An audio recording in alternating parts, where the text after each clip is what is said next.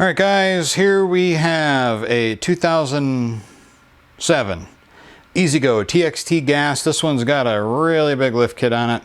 We're not doing anything under the seat today, at least yet. The horn doesn't work on this one correctly. The brakes are a little soft, and I think he said it's pulling a bit to the right. I'm not going to touch the front end or anything just yet. What I'm going to do is we're going to start with the back wheels. We're going to pull those, pull the drums, check the brakes, see how they feel. Well, I want to inspect them too and see how much pad is on them. If they need to be changed, we'll change them. I highly doubt we will. I just think they're out of adjustment.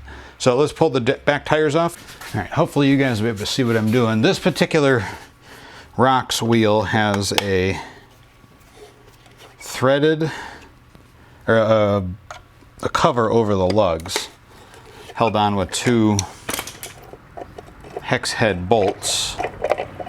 Or I'm sorry, not, yeah, what would you call these hex head? Allen head bolts, let's just call them that. You have to remove the two of those first.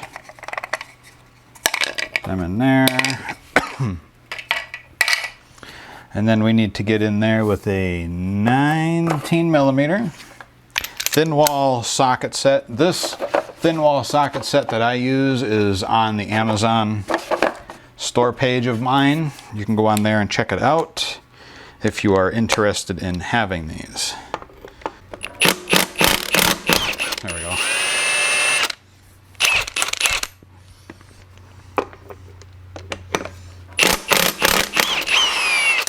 Because a standard impact socket won't fit in there.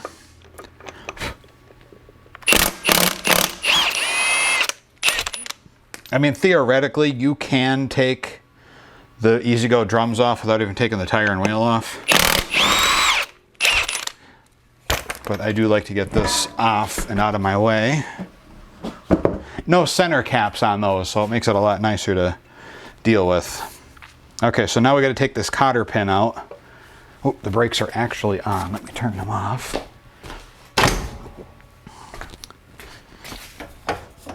And put it in neutral. Just by the way that feels right now, it doesn't feel... Yeah, see, the brakes are not dragging.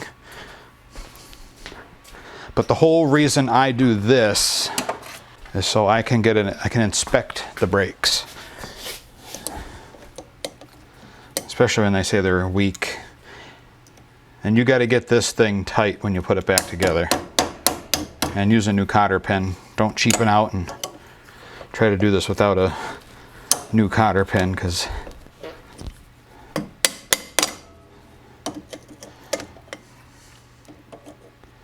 safety. Wow, why is that not coming out of there? There. Okay, well, the nuts, the castle nut is not loose, so that's a good sign. All right, so this, on this cart, this is 1 1/8 inches.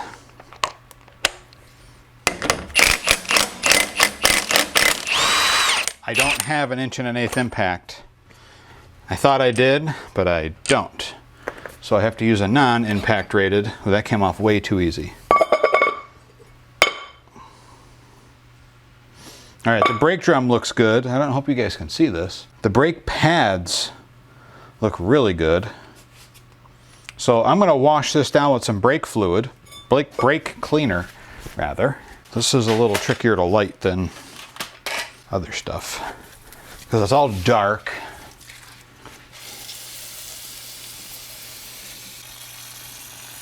I'll kind of like wet everything down, and then I'll go through and kind of clean it up with this toothbrush so I'm not wasting so much brake cleaner solution.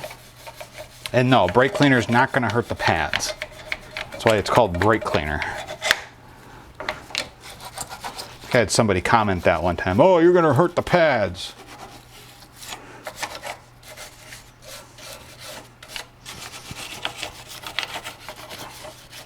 It's like, what are you talking about there, guy? Do you know what you're talking about? No.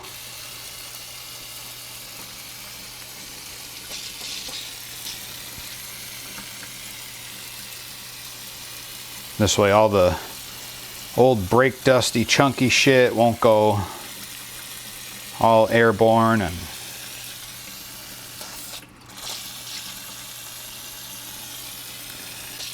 clean this off. I don't do a lot of videos on brakes because it's not often that I have to get in here and do this stuff. These things don't usually need to be touched because they're so little that, you know, everything is usually pretty self-cleaning and adjusting, and especially on these newer cars, it really isn't that bad of a setup, you know. Spitting and sputtering. Time for a new can. I'm gonna try it without the straw. There we go.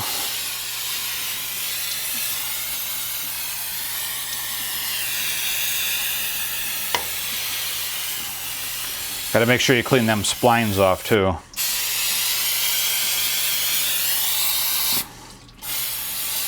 Running nice and clear now.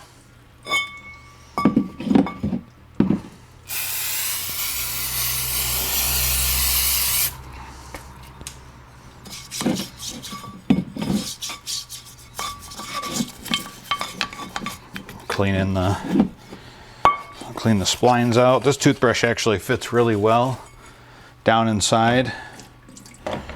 So if you want to clean the splines out, which you should, these things work really good. I don't remember where I got these. I think these are a Harbor Freight special.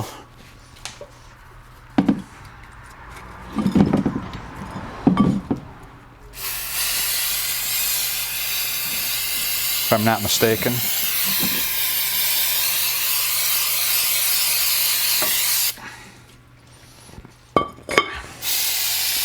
One quick rinse just to get that crap off there that's spilled. Everything's running nice and clean. Get the air hose, blow dry it.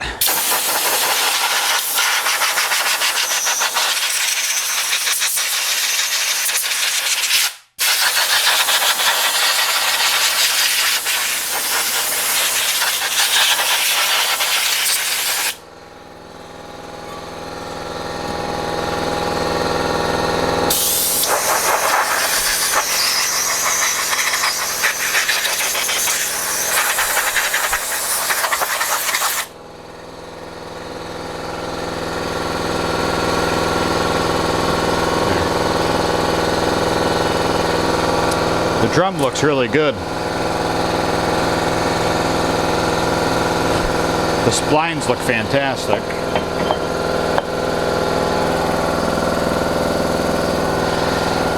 You can see that it's spinning rather freely. I'm going to go ahead and put the nut of the washer on, and then I'm going to put this castle nut back on. 90 to 120 foot-pounds. So I'm going to just do that for right now. And then I'll torque it down after I tighten up this brake adjuster here. So I'm going to get down inside. I got to make sure I get on the right bit here. I can't even see. There it is. Okay. I'm in the right spot.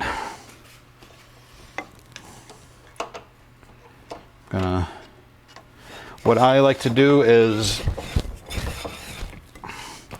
I'm going to adjust these until it's basically tight.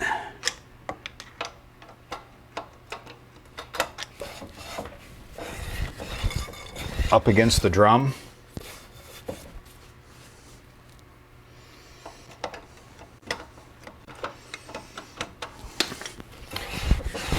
And then I'll just keep moving it back and forth until it gets the pads to the center. See, now I'm starting to get a lot of pressure. Okay, there we go. No more. That'll actually cut itself in right there, so I'm not too worried about that. All right, so I'm actually gonna